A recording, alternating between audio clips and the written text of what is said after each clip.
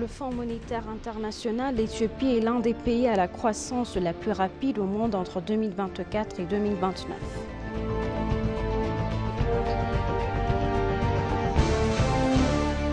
Le ministère de l'Eau et de l'Énergie a signé un contrat de 600 millions de birr pour construire 111 projets d'eau potable.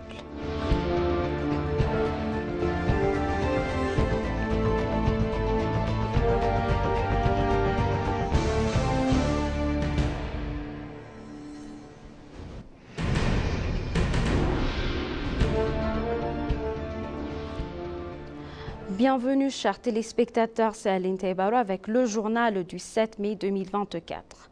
Selon le Fonds monétaire international, l'Éthiopie est l'un des pays à la croissance la plus rapide au monde entre 2024 et 2029. Visual Capitalist, une source d'information qui promeut les opportunités d'investissement dans les pays du monde, a cité les informations du FMI et a annoncé la liste des pays disposant de connexions d'importation rapide pour les années 2024 à 2029. Dans cette liste, le Guyana, le Mozambique, le Rwanda et le Bangladesh se classent du 1er au 4e rang, tandis que l'Éthiopie occupe le 5e rang. Le Niger, l'Ouganda, l'Inde, le Vietnam et le Sénégal sont les pays qui occupent respectivement la 10e position. Selon des responsables de la branche du Parti de la Prospérité et des États du centre de l'Éthiopie, de Sidama et de Benchangul-Gumuz, ont dit que le parti travaille à la création d'emplois. Il a déclaré qu'en mettant en valeur leur potentiel des régions créant des larges opportunités d'emploi dans l'agriculture, l'industrie, le tourisme et d'autres secteurs en particulier pour les jeunes. Dilamo Otore, chef du bureau régional du Parti de la Prospérité en Éthiopie centrale, a déclaré que des efforts étaient déployés pour créer des opportunités d'emploi dans la région. Il a souligné qu'en plus d'augmenter la production et la productivité dans la région, l'attention portée à la création d'emplois donne des résultats. Abraham Machalo, chef de la branche régionale de Sidama du Parti de la Prospérité, a indiqué qu'au cours des 9 derniers mois, il est prévu de créer des opportunités d'emploi permanents pour 52 000 jeunes et que 60 000 emplois ont été créés pour eux.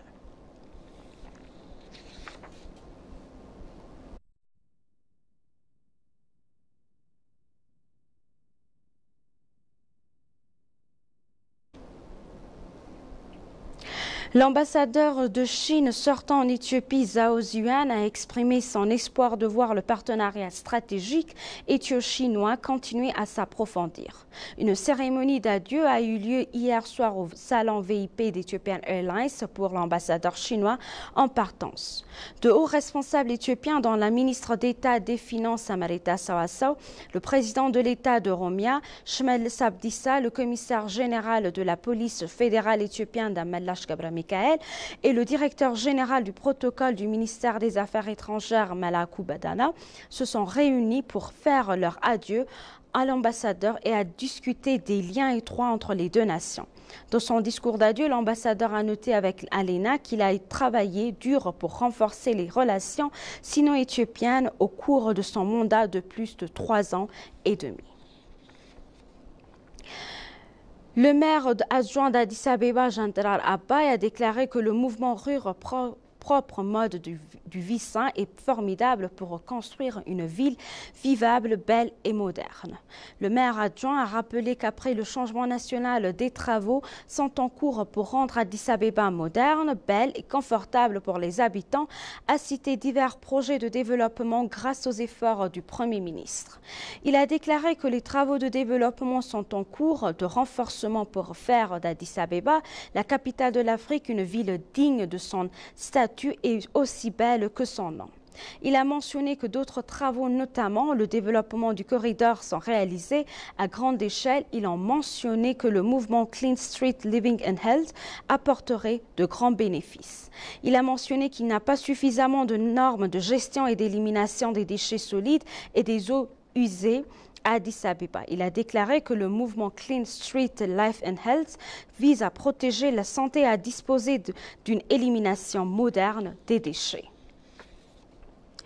L'autorité éthiopienne du café et du thé ont annoncé que les exportations du café ont rapporté 835,2 millions de dollars américains de revenus au pays au cours de 9 mois de l'exercice en cours qui a débuté le 8 juillet 2023. Selon le directeur général adjoint de l'autorité éthiopienne du café et du thé, Shafi Oumar, le pays a exporté 174 596 tonnes de café vers le marché international au cours de la période indiquée. L'Arabie saoudite, la Corée du Sud, les États-Unis, l'Allemagne, le Japon et la Chine sont des principales destinations des produits basés de café et de ce pays d'Afrique de l'Est attend un prix.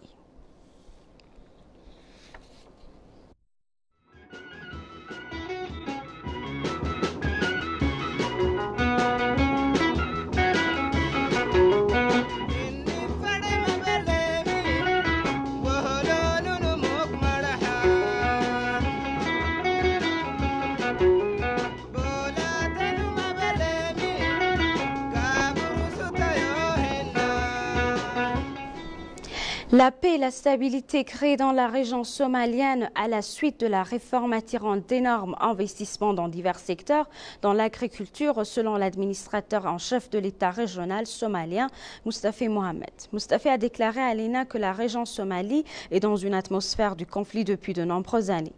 Il a déclaré qu'un nouveau chapitre avait été ouvert en attirant d'énormes investissements dans les secteurs de l'agriculture, de l'industrie et des services et que le développement de la production agricole avait doublé après la réforme. Selon lui, des efforts seront déployés pour augmenter les recettes nationales en devises en fournissant des cultures vivrières en marché étranger et en garantissant la souveraineté alimentaire en remplaçant les cultures vivrières par la production locale. Le secteur du tourisme dans la région était faible, a-t-il déclaré, ajoutant que des activités étaient en cours pour développer le secteur. Il a notamment mentionné que le projet Deen for Generation, lancé par le Premier ministre Abiy Ahmed, contribue à la revitalisation du secteur. Mustafa a déclaré que lorsque des problèmes d'infrastructures routières hydrauliques et électriques seront résolus de manière durable, il sera possible d'utiliser le potentiel de la région pour le développement national.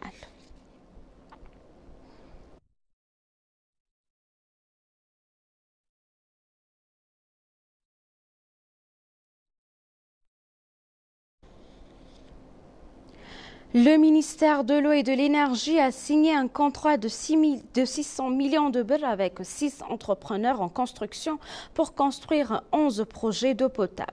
En outre, le ministre d'État de l'Eau et de l'Énergie, l'ambassadeur Asfo Digamo, a noté que les projets d'eau potable seront mis en œuvre avec l'aide de 210 millions de dollars reçus de la Banque mondiale. Il a indiqué que des projets d'eau potable sont en cours de construction dans 55 districts et 110 caballets ruraux au bénéfice de 1,48 million de citoyens. Il a souligné qu'ils se tiendraient dans la zone Borana, dans la région de Oromia, la zone Gurage, dans le centre de l'Éthiopie, la zone Walaita, dans le sud de l'Éthiopie, la zone Dara, dans la région Sidama et la zone Dale, dans la région Somalie. Les informations que nous avons reçues du ministère indiquent qu'un consultant sera effectué aux 11 chantiers de construction du projet et fera l'objet d'un suivi régulier pour garantir que les projets sont achevés dans le délai d'un an et fournissant des services à la communauté. Le ministre d'État a exhorté les entrepreneurs à réaliser les projets avec qualité et rapidité conformément à leurs contrats.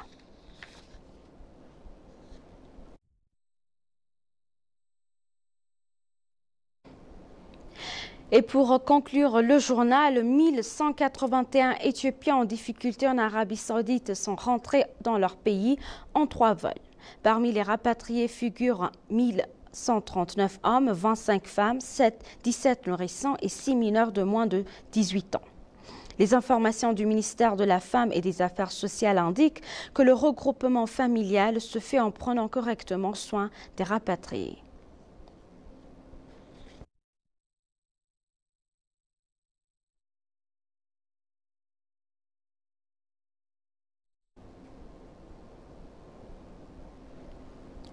Chers téléspectateurs, nous vous rappelons les titres principaux.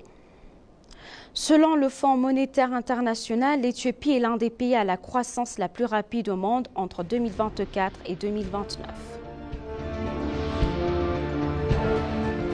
Le ministère de l'eau et de l'énergie a signé un contrat de 600 millions de birrs pour construire 11 projets d'eau potable.